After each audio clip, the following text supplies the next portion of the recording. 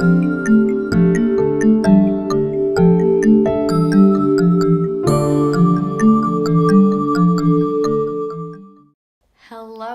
everybody. It's Monique and Paige.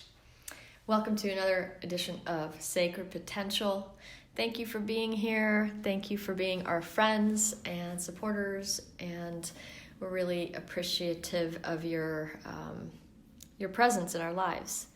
So today we're going to be talking about, as you've already probably seen in the email, we're going to be talking about our thoughts and our words, and specifically, what if your thoughts became reality? So, I mean, I was going to say, let's really even diving into that. I mean, I'm sure anyone and everyone listening to us, as well as those who have not yet, so please pass and share the link, can see in their own lives how, something that they've said, or because essentially thoughts are tangible words, or words are tangible thoughts, I should say rather. Yeah. Because I don't know about you, Mo, like I'm not necessarily the biggest believer that you're like a single thought can do something on its own so much. I think it's when you basically going back to the whole seed theory. I think it's when it comes like down to constantly thinking about it, and like in some cases this is either called worry or because it's basically your imagination running wild. So ruminating. Exactly. So I personally don't think, like, if you happen to think a thought, and it's just like a fleeting thought, that something will naturally happen. Mm-hmm. I don't know. I'm more in the realm of like it being a consistent thing, because when you think about it often, eventually it's going to reach your lips, and then you start to speak about it, because it's like that's why people say, "Tell me what's on your mind." You know what I mean? So I don't know. What are your thoughts regarding that? Well, especially as I've been reading and listening to a lot of talks by Joe Dispenza, who is he's a brain researcher. He does all this amazing work with people healing their own bodies, just with the way changing their thinking, and people changing their lives with how they think and speak. And I mean, this isn't just Joe Dispenza. There's a lot of people and neuroscientists talk about how basically when you are thinking, you've been thinking a certain way for a long time, your brain is actually programmed on like a certain circuit. It's almost like, I picture it like, when you're walking down, let's say you're crossing a path and you're going to walk across the grass. And if enough people keep walking across that grass, eventually it's going to wear it down. So there's a path there. And so I see neural pathways in our brain are like that. If you keep going down the same road over and over and over, the same path, you're going to wear a groove in your brain in that direction. But the amazing thing is that we can actually start to shift. Like, let's say you have a tendency to always think or always worry, or always think about something negative, or whatever the situation is, or have a certain fear. If you can start changing, like making yourself think a different way, so every time you feel a tendency to want to worry, you replace that with faith or with hope or with optimism. You start to, like, it's almost like shifting, like the barometer almost, where you're like shifting the needle to change it to another direction. Mm-hmm. And if you do that long enough, you actually start to create an entire new way that your brain is wiring itself.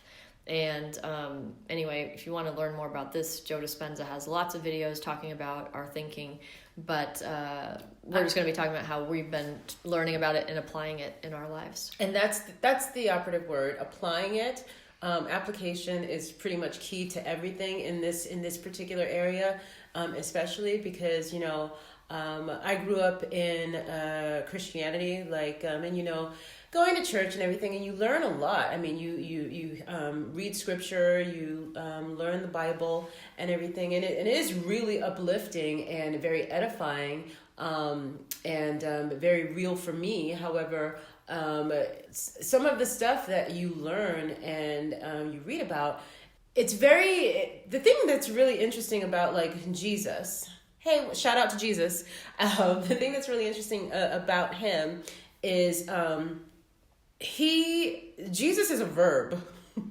Like he is action, and his words that he spoke were life-giving. And going back quickly to Joe Dispenza, what I really appreciate about him, especially in modern day times, is he is essentially, for me, taking what I had grown up learning but now putting it in practical terms in ways that you can actually apply it. And it's actually fun. It's interesting to see how you're bigger. One of my favorite songs by John Mayer is Bigger Than My Body. It's like you're bigger than your body, and it's like because you're essentially a spirit, or at least this is how I believe, and so it's just so going back in what Mo was talking about, Joe, and like how you can reprogram your mind, and it's scientific. It's amazing. It's amazing. It just goes back to really when you get to study and see how we were created, how intricate it all is, and how it's really fascinating. I know I'm sort of like rambling, but I'm just having these moments where I'm just like thinking about, my gosh, we are fascinating. Like humans, the way we were created, like the fact that we all have fingerprints and not one person has the same fingerprint. Mm-hmm. And it's just like, come on, really? I will say, in terms of, I currently live in Europe. I was born and raised in New York City, and the way I actually came to live in Europe was essentially through words and through my thoughts, because I would go to work every day and I was listening to this pastor, T.D. Jakes. Shout out T.D. And I was listening to this sermon. It was a series. It was called something about Go. And all of a sudden I can't think of it. The Go series. It was the Go series. That's what it was called. And there was one message in particular called Fear is Holding You Back. And I literally listened to this message. I think it was probably like, I don't know, close to 30 minutes. Literally every single day I went into work, I listened to this message. Every single day. And for maybe close to, if not a year, close to a year, it just kind of gave me hope, because it was like, it was motivating me. But at the same time, these words were penetrating my mind. And then it started to open up like a tunnel, like a vision. And I was like, oh, wait a minute. There are more things for me. There are bigger things, because I always wanted to live in London. Stay tuned. And and so I ended up quitting my job. Now you have to understand, that was not the person. That was just not me. That was like, I was all about security. It's like, I need to have my safety net. I need comfort. But it was just I was so pumped up. It was like the vision was too much bigger than the fear. Like I was just like, no, I see this. This is what's happening. And now here I am. Okay, Mo. Yeah. What about you? Yeah, that's great. Yeah, so I can see how, I've really been really adamant about applying this in a really disciplined way, where I write things down and I speak them out loud. And basically shifting from, the things that I'm, might be prone to think about or that I could dwell on, or, some really big, heavy things that are going on. But it's amazing how just by shifting how you view something, where if you choose to look at something in a hopeless manner, then you will feel hopeless. Yeah. But if you choose, and it's always a choice, if you choose to look at something with faith and with hope and with belief that thing, and I really believe that there's something infectious, and it's that faith and belief are contagious, whether that's in a good direction or whether it's in a bad direction. I mean, as we can see from so many horrible things that have happened in the world where people followed some false belief, we can all think of one that usually comes to mind, but even things like slavery, things like the Holocaust, all these things that were like usually started by one person, which then lit another person and turned into these movements of destruction. And it's like, if that's possible, think about when you take that in the opposite direction and you apply that to what's possible in the direction of love and the direction of hope. And what, all the amazing things that have happened when people have done it in that direction. So, but again, just the ability to choose, we have the choice. We always have a choice. Mm-hmm. And no matter what's going on, and that choice is always in our own head and how we look at something. And like what Paige was talking about, but a lot of times, like what we're thinking ends up coming out of our mouth. So it's really helpful to be thinking, good and positive things, because we're, in the world with other people, and it doesn't mean we have to be fake and pretend we're doing great if we're not. It's really important to be honest as well, but to use our words in a way that ends up uplifting others and isn't just like burdensome and brings other people down, because, we're not just here on our own. One of the ways I've, in recent years especially, seen this play out in terms of really like very specifically is I used to really struggle with my health. I'm not even going to name what it was, because just physically I was not even functional at one point, which first involved completely changing how I ate, from being like a vegan who didn't eat healthy at all to, changing, just completely going high alkaline, eating a lot of raw foods and all this. But anyway, that's another story for another day. But it basically completely changed my health. And within weeks, I went from not being able to leave the house to being able to leave the house. But that started with a choice, and it just started within my thoughts. Instead of going, oh, this is just so much work and all these types of things, I just made a decision that, like, if this is my healing, then I'm going to do whatever it takes to have that. There's just been a lot of trauma that I went through, which then was taxing on my body, which is a whole other thing Joe Dispenza touches on. But I just started to talk to myself in a way that refused to entertain thoughts of sickness, thoughts of just, like it used to be, I would get sore throats all the time, or I'd get swollen glands. And as soon as that would start up, I would tell myself, oh, here we go. And literally would tell myself this, or I'd say it out loud to somebody, or, oh, I'm getting, fill in the blank. Yeah. And then I just started to say, you know what? I refuse to feel this way. And I just started to say, my body is so strong. I am so, and also gratitude's another big one we'll talk about. But just, I'm so thankful that I am so healthy. I'm so thankful for how strong my immune system is. I'm so grateful that I'm even alive, and everything that could be going towards sickness, I just decided I'm just going to reassign what this is. Yeah. Mm-hmm.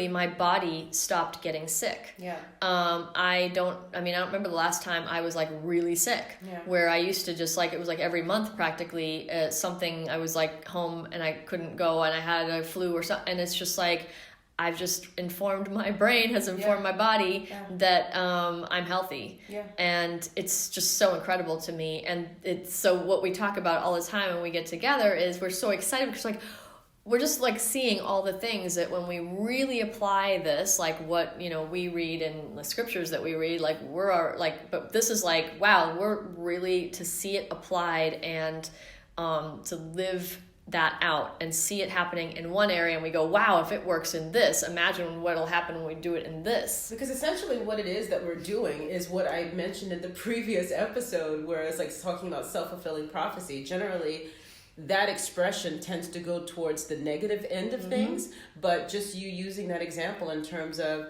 you deciding, you're telling your body, no, this is how it's going to be. You're whole, you're healthy, always, you know what I mean? And it's like, it's self-fulfilling. You've spoken it into existence, essentially. I was just recently, one of the things that I came to realize is, I don't know if, and by the way, you guys, like, none of this, not trying to say that this is incredibly easy to start, but it's just, I always kind of I always reference like working out as an example. I always say to people like, if you're exercising and your goal is to have a specific type of look, a specific type of body, or just to be in a certain health, a certain type of health, is you're going to work out, and you're not gonna do it once and then just like, okay, that was good enough. It's like you have to be consistent with it, and I think that in today's world, we're so much, I don't know, so much easier to focus on what's going on in the outside and the exterior. So it's like, I want to make sure I look good, but it's like, but you need that same exercise and that same care for what's going on inside as well. So it's like, it's consistency is key, because I say all that to say that there are definitely mornings that I wake up and it's like I don't see a unicorn immediately in my mind. just to put it out there. It's like sometimes I'll wake up in the morning. I had a great day the day before. I had a great night. And then I'll wake up and like just some weird random thought would just come into my mind. And it's just like, wait, where did this even come from? Yep. And I'm not going to lie. I've been very guilty of just allowing some of these thoughts to just run rampant and giving it true attention. And then it was only when, and this is like a true story, it's only when I literally opened my mouth and I started off by saying no. Like I said it out loud, and then I started speaking the opposite of the thoughts that I was thinking. I am not kidding you guys. Like, it just completely changed the game. Like my whole surrounding just completely shifted. And so it just kind of really let me know and reminded me just how important not only your thoughts are and how you can replace, because again, as Mo was saying, we always have a choice. It's like we can think differently. And it's just making that choice to do so. And when you think differently, you can speak differently. And the last thing I will say with regards to words and thoughts is when I decided that I would cut sugar out of my diet. I know, I said it. It was something that I kind of played with for some time. And then finally, my church was deciding to go on this fast for the month of October, and I was like, all right, let me just try this. And I decided that I was going to fast from sugar. I need to fast from Instagram. That's another area that we'll work out later. But I decided I was going to cut out sugar, and it's amazing what happens when one makes a decision and doesn't waffle back and forth, but makes that decision. Let me tell you, I literally, no joke, went home and I said, I'm doing this. And as soon as I said that, I kid you not, I literally felt a physical shift in my body. Like I already felt like I had a flat stomach, because that was the goal initially. And so initially it started off, it was going to be the month of October. You guys, we are in close to March, and I have not had sugar since October. So it's like, because I just made a decision, and it's and I will say it's as easy as that. Because, I'm so, I don't want to say it's hard. So it is as easy as that. Yeah, I think it is as easy as that. And sometimes it takes going through some things to get to where you get to that point. Do you know what I mean? Yeah. Like that's like maybe 3 years ago might not have been that easy. Oh, let's keep it real. Let's keep it real. Do you know what I mean? Yeah. And I find that for myself, like when I think about certain things that are now have become a norm, I think, well, 5 years ago this was not a norm. You know what I'm saying? And so yeah, but that's why we get so excited about this stuff, because we see how it's, it affects us, and how it's just so it's not just transformative, it's so empowering and strengthening. And it not only, because it's not just about us. It's not just, we're not like just people here on our own doing our own thing. We're all affecting each other's lives, and it's just so important that we be again, if somebody's going through grief or they're going through severe hardship, there's no pressure to be like, oh, well, you should just snap it up and be in a good mood and just put on your happy face, because that, I'm not into that. No. But I think there is, again, I know somebody very well who is going through the worst possible thing anybody could be going through, and yet that person has this incredible ability to still be cheerful in the midst of the most horrific things. And it's not fake. It's just genuinely, that's who that person is. And so I think, and that has also very much been an inspiration to me, that no matter what's going on, we always have a choice. And also the thing, going back to even just about health and things like that, if somebody is in severe illness, I'm not saying that, in 1 minute, it depends on how deeply entrenched something is or how severe the thing is to begin with. Yeah. But even this is, again, a lot of these Joe Dispenza things, there's been people who had severe illnesses. Tumors who have been healed. Like they're like, by doing this kind of work, applying all this, their bodies are healed. So again, anything is possible. It's all possible. But you have to believe that it's possible, and in order to take little steps towards that. And that's, I think, just even going, because we're talking about thoughts and we're talking about words, and sometimes it's also about meditation, being able to, because sometimes you have to see better. If you're not in a better situation, you have to force yourself to see better, and sometimes that requires closing your eyes, even if it's like, going somewhere. You know what, you guys? I used to meditate in the bathroom. Like, I would be at work. Oh, right. Sorry. I'm talking about when I used to work at different companies. I would go in there, for my little break, same and, here. Claim that I'm using the toilet, but I would sit upon that throne and I would close my eyes and just be in a different place. Yeah. And, and sometimes that's what needs to happen. You have to force, and sometimes it is about forcing yourself, because it's not something that you're going to want to do all the time, especially when you open your eyes and you're still at that job, you're still in that relationship, you're still, whatever the case may be. You know what I mean? It's but I think, once again, making a decision is really, really vital in a lot of this. That I was just wanted to kind of like bring attention to. And again, how would you, Mo, actually, I don't know if you even would have an answer to this question, but I would be curious to know, like, for someone who meditating, what's that? Like, how do I do that? Like, how would you, I don't know, how would you suggest that someone maybe kind of start to think differently, or if they're used to like a certain way of being, and it's like, and then meditation comes up, it's like, yeah, but I don't do that, I don't know how to do that, or I don't have time for it, as a lot of what people say, or which I think comes back to, I think there's different aspects of things. So there's prayer. If you're a person of faith, then prayer is really important to you, whatever faith you are. And meditation can be part of that, but meditation is really about like, what are you, now some people will say meditation is about emptying your mind and clearing your mind so that you're like a blank slate.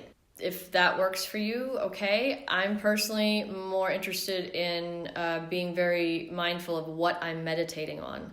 So for me, my prayer and meditation time is focused towards God.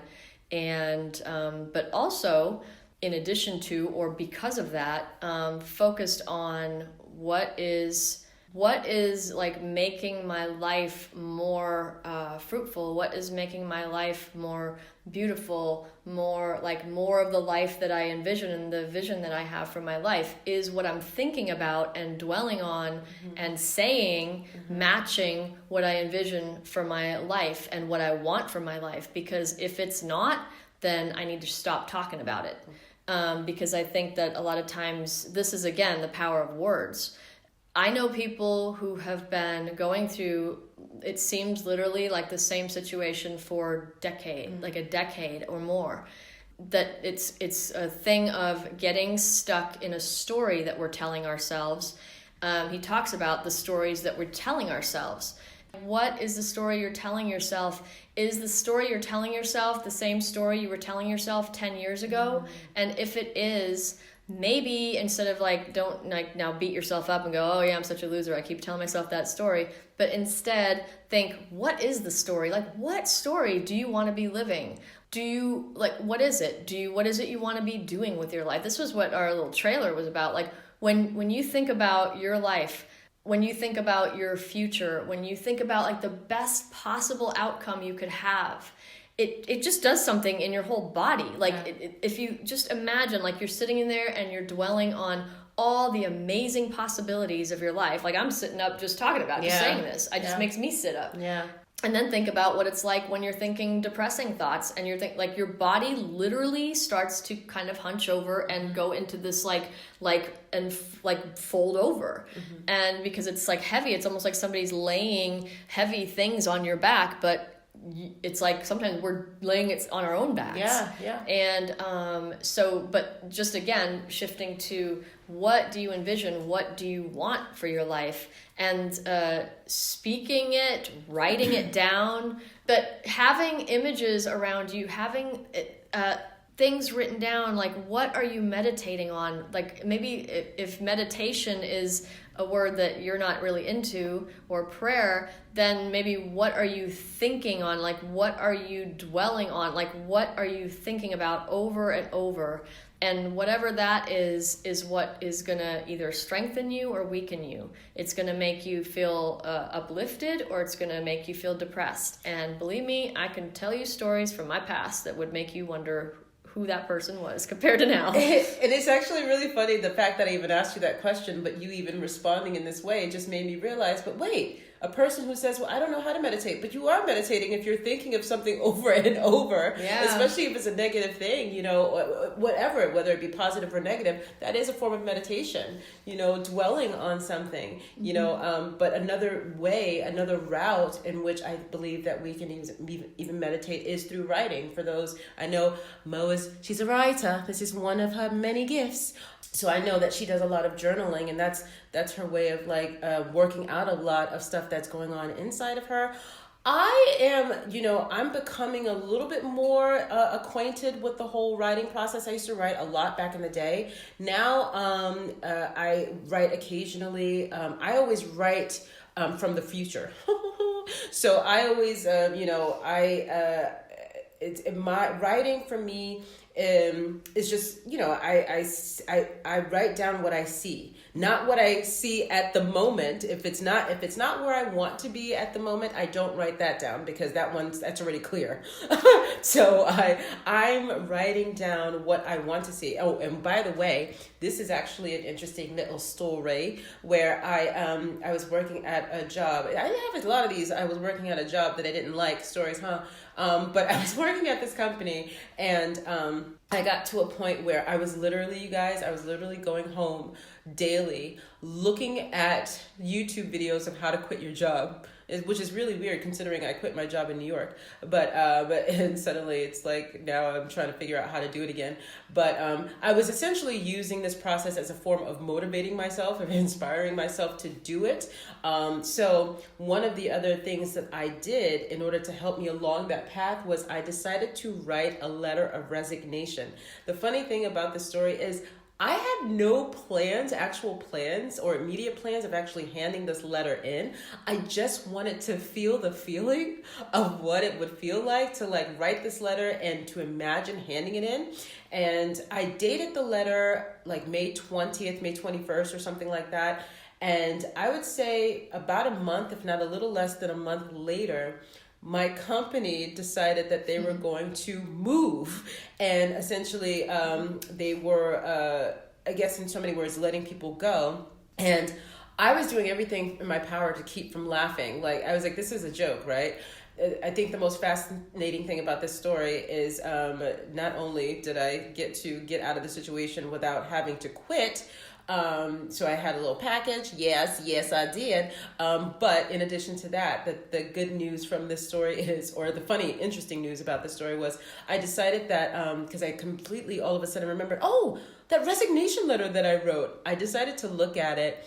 And because my last day of work was May 20th, and I dated that resignation letter May 21st. Ooh, so I love it. Come on. I just think it was just like the power of writing something down and just like really, committing to it, because that's ink. That's dried ink. That's commitment. And I don't know. These are things that I'm very curious to know, because this is a part of the reason why we even developed Sacred Potential, is because we have so much fun talking about these things and seeing these things happen in our own lives. So I would be very curious to hear from you guys, to know if, you have any stories like this of your own. Can you vouch for any of this, or does it sound like a load of crock? like what? I'm just curious to know your thoughts on it. Yeah, that's what I was about to say too. Like, I'd love to hear people's own stories. Just like examples of like, oh yeah, I see when I did this way and I see when I did this way, and then like what the outcomes were of both. And also I was just thinking as well, as we're heading towards closing up here, is when we were talking in the beginning about our words and if just a thought has power, or if it's once it's been put into word, or how that works. And I was thinking about this because I feel like that words have power in themselves, but I feel like there's something about when you have an intention behind what you say. So for example, one of the things is, since I'm also an actor, when I'm playing a role that is maybe nothing like someone that I want to be, and I'm having to do or say certain things, how I process that is that I'm saying it as this character, but I don't personally have an intention behind it. Like, behind these words, if I'm saying I want to, I'm going to do something horrible, let's just say the character is doing that, it's like, but that's not my intention. So I don't believe like, oh, so I'm playing this part, so therefore these words are going to, make something terrible happen, because I'm not putting my own intention behind it. I'm playing the character that is having that going on.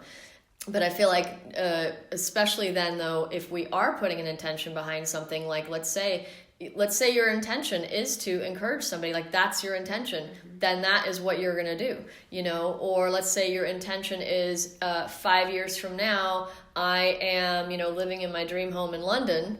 There, I just said it. Anyway, and, that it's, you put it out there, and like what Paige was saying too about writing things down. So it's like, yeah, I have my journal where I work myself out, and I pray through my journaling, but I also have, I call it my dream book, where I have written down like very specifics of how I envision my life and the vision that I believe I've been given for my life. And then I check in with that regularly, because I want to know, like, okay, what are my choices that I'm making right now, and my thinking and my words that are, whether they're lining up with that. And I also love the thing about writing from the future. And in fact, Paige and I have started having future conversations. So we basically started leaving each other messages randomly, or as she was saying, or writing in our journals, as like writing from the future. So basically we leave each other messages as if the things that we talk about that we're working towards and our dreams and everything, as if they are done, they're already happening. And we're leaving each other messages from that place of like, hey, guess what? I just, we're not going to tell you right now, so we don't want to give everything away. But it's so exciting, and it just, puts you in that place of possibility. And rather than like, oh yeah, so I just got on the bus and the bus driver was like, which I was starting to do yesterday, and then I was like, delete. But yeah, and it's just incredible how it's so incredible that you can be here now, but you can also be already in the future. Yeah. Just like you can be still in the past because you're dwelling on it. Yeah. And in the same way, you can like project yourself forward. So anyway, we hope this is encouraging to you guys, and we really want to hear again your stories, your thoughts, things that you do that we may have never even heard of doing, and and if we use some of your ideas and apply them and start seeing something cool, then we'll probably talk about it on an episode. Yeah, so we'd really love to do that. Just know that, especially in our first audience in the beginning here, we're just really appreciative of every single one of you, because you're all part of the soil that our lives are in, and you're all affecting us in some way or other. And even Paige's friends and people that I haven't met, they affect me even if I haven't met them, because they impact her and she impacts me. So samesies. That means I agree. Yes, it's same as said for a lot of the people in Mo's life. The way she talks about them, I feel like I know them as well. So yeah, thank you guys so much. We're so appreciative. Looking forward to having you back with us again. Lots of love. Take care. Bye.